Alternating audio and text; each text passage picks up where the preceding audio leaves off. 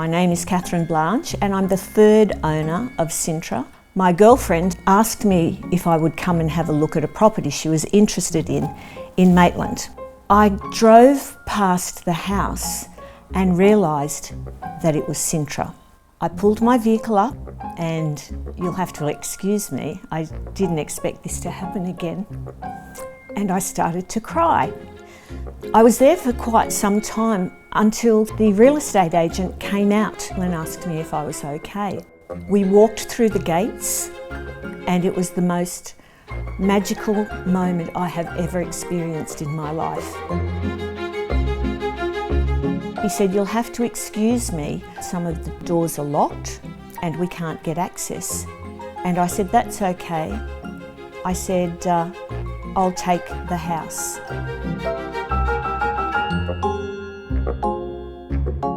And he said, "But you haven't seen it.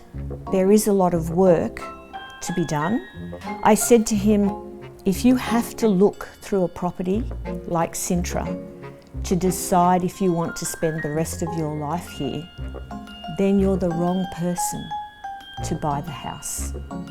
I stood in front of two of the owners and I said to them, "I don't know how I'm going to make this happen, but I can promise you I will move heaven and earth to look after your legacy." And the next morning at 9 o'clock I was signing the contract for Cintra. I believe in miracles and I believed it could happen, and so we did it.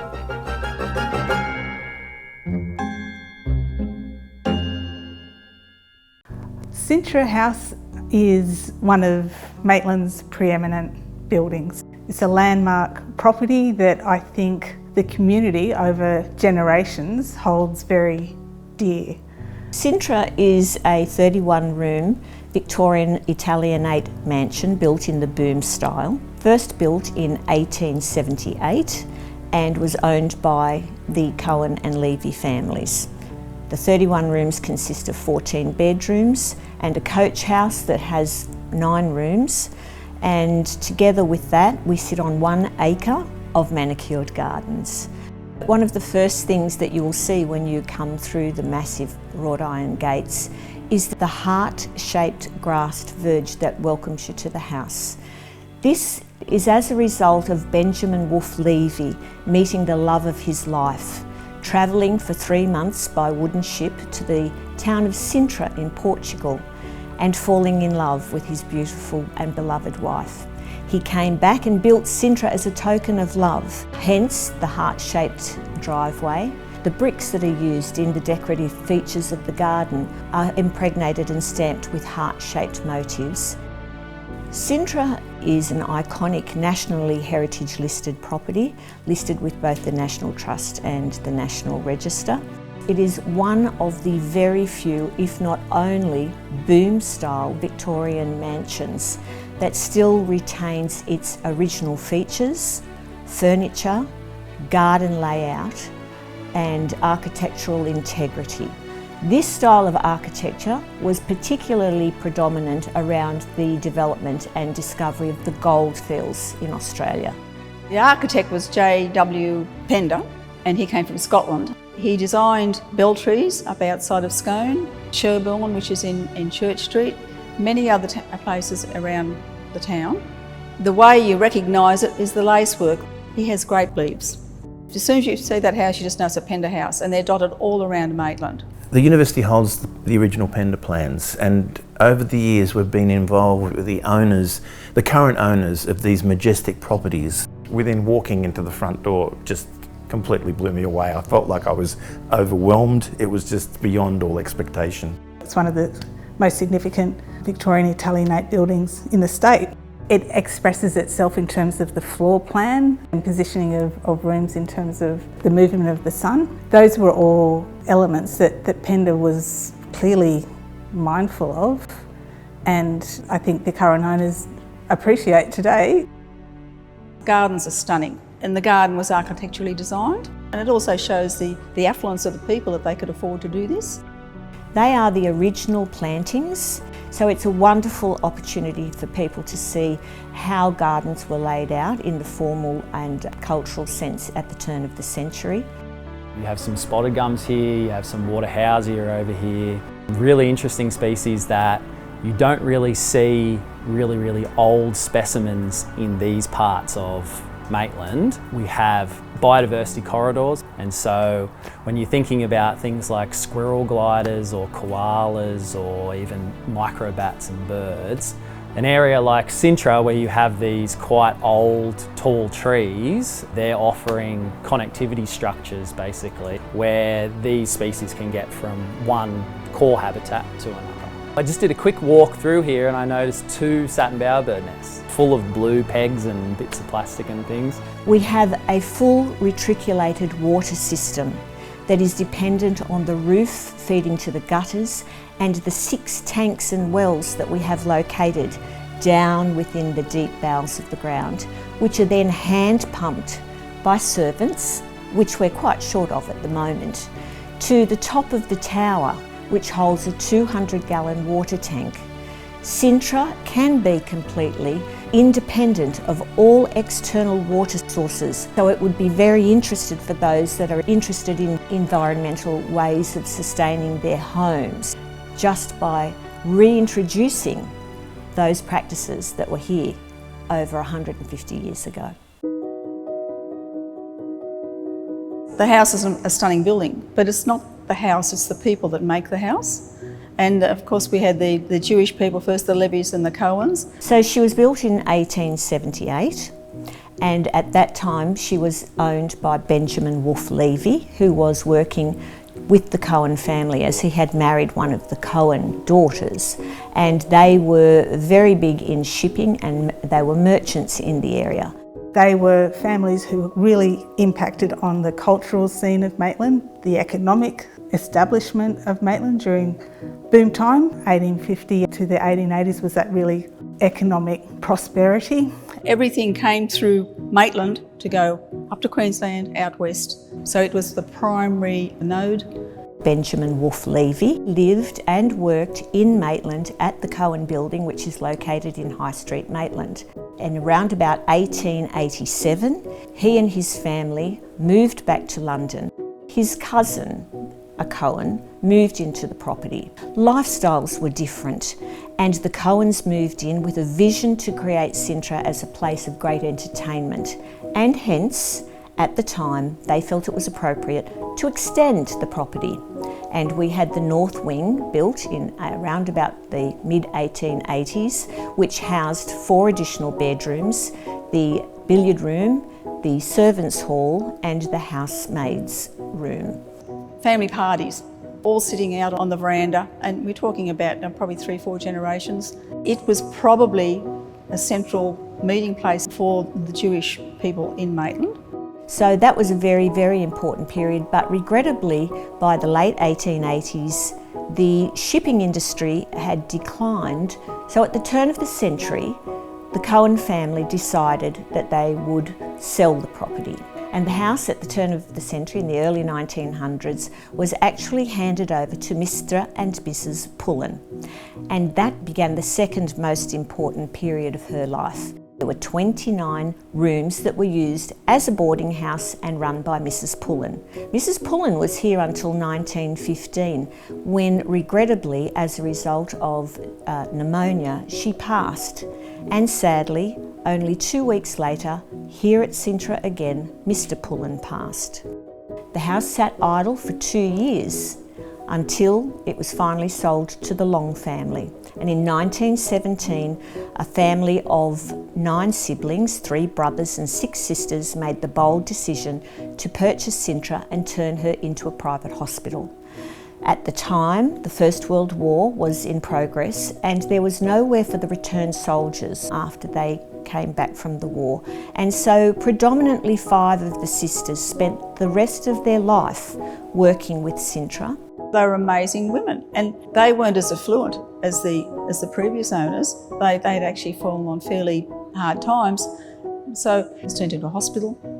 But the girls also taught piano and other things as well to keep it going. And they went right through until 1960, When the house went to Richard Long, it was passed to him as the eldest son. In the 1980s, Richard and his wife Yvonne turned it into a guest house and had wonderful patrons like June Daly Watkins come and stay. And then it wasn't until beginning of the 2022 that regrettably both Richard and Yvonne passed, and the family decided, as there were no heirs, that it would be best to find someone who would care and love for Cintra for the next part of her life, and we were blessed with giving the responsibility of being her caretaker. So Cintra was built for love. It continued in that same theme when it was turned into a hospital as a place of love and hope, and that's the legacy that we carry on, hoping that the house will always bring joy and love and comfort to those that visit. Are you putting the ghosts in it? Oh, that's my next question after. I would say there would have to be some ghosts. I think with the history of the house as a hospital, a lot of people have been born and died in the house. So yes, I would believe there's ghosts somewhere, everywhere in the house. There's a lot of presences in the house, and it's just a very lovely, happy feeling. Usually when people talk about hauntings, it's all very negative. This house is built from love, and it's full of love. So it's not a negative thing at all, really. It's just a really lovely, magical feeling that you get here. My father swears he saw an apparition or ghost, and the form that it took was of a woman dressed in a nurse's uniform, similar to perhaps the period when Cintra operated, maybe as a private hospital. I don't know how much credit you give that, but my father wasn't known for exaggerating. There is one particular spot that resonates with me quite deeply on one of the hallways, where if you believe and allow yourself to perceive that there's perhaps things that we don't quite understand in life, I can show you the place on the carpet that I think for me, for some reason, is particularly poignant. But I had a dream, and in that dream I saw a man. I can see his suit, I know exactly what he looks like, and I can see a woman, and she's a nurse. The dream is so vivid I could paint you a picture. I recognised that the man was seriously unwell. And this was only perhaps 2 days after we had moved into Cintra. And at that time I was here on my own. And in the dream, the nurse assisted the gentleman out through the door and down the hallway because she was trying to get him to the stairs. I felt him slowly go down to his knees and collapse on the floor. And I knew in that moment that he had passed. And I knew that that had been my passing, that I was that man. And it's interesting that when I move through the house at night and there's no lights and no electricity, I find moving past that spot brings me a great sense of joy and peace and grounding and a sense of belonging. My name's Lynette Huckstad and I'm the designated collection manager for the Museum of Clothing and Textiles. Cintra's given us quite a numerous lot of items. The most impressive items are behind me, which are dresses that the 5 daughters actually wore. And Mrs. Long, Yvonne Long, found these dresses in an old suitcase. We were just amazed, A, at the condition they were in, and B, the beauty of these garments. So the garments in the background are from the 1920 period, where they loved to party, loved to booze, loved to have lots of fun and kick their heels up. So I believe the family, when they came up from Sydney to Cintra House for weekend parties, these would be the dresses that the women would wear. The preservation of these garments makes all the difference to future generations being able to see them and marvel at their beauty. The university was approached by Maitland Council to do a collaboration We could see it as an opportunity for working with greater learning students to look at how the house was designed, the decorative features, people who lived here, the uses of the building, and what maybe were some of the sustainable features of the house that could be implemented in modern design.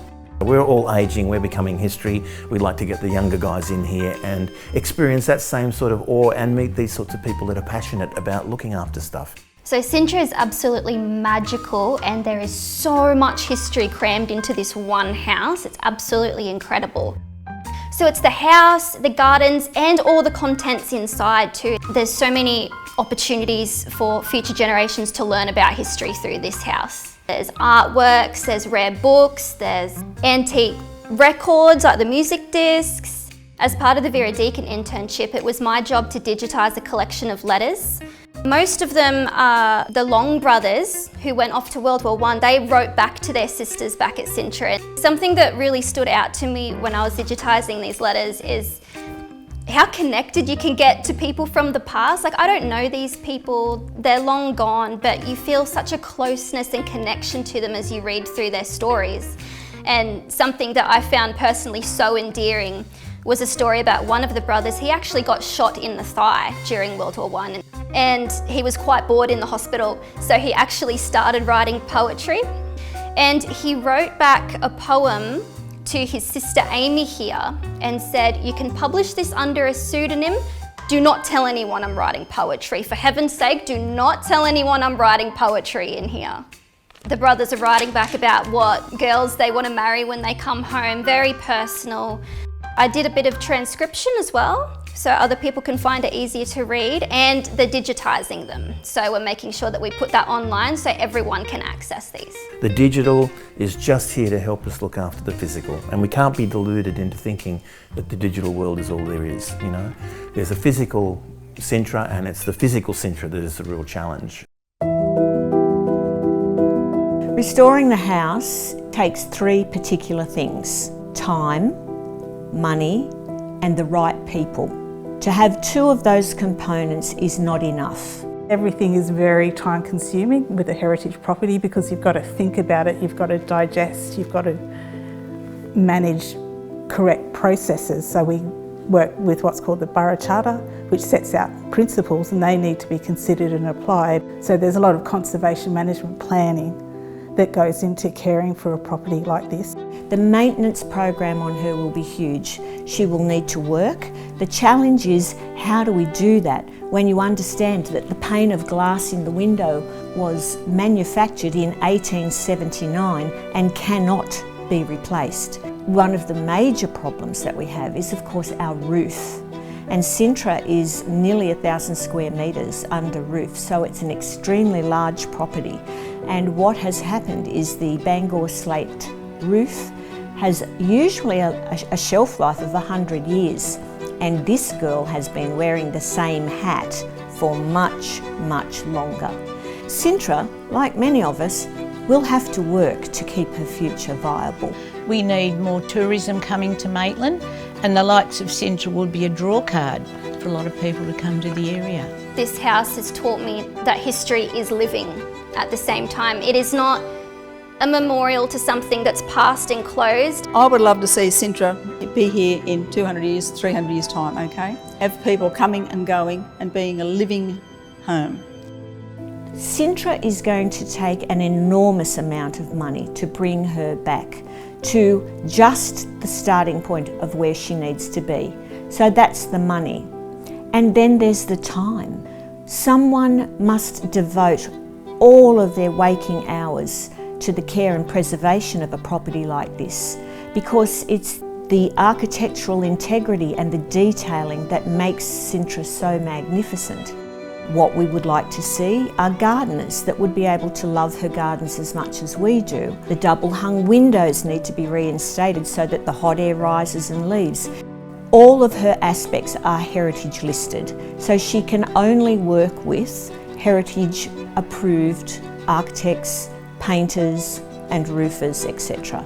And regrettably, because of the scale of economy, those particular specialists are located mainly in Sydney and Melbourne. Most of the nationally listed properties in Australia now are all owned by public or government institutions, and that's because of the cost of maintaining them.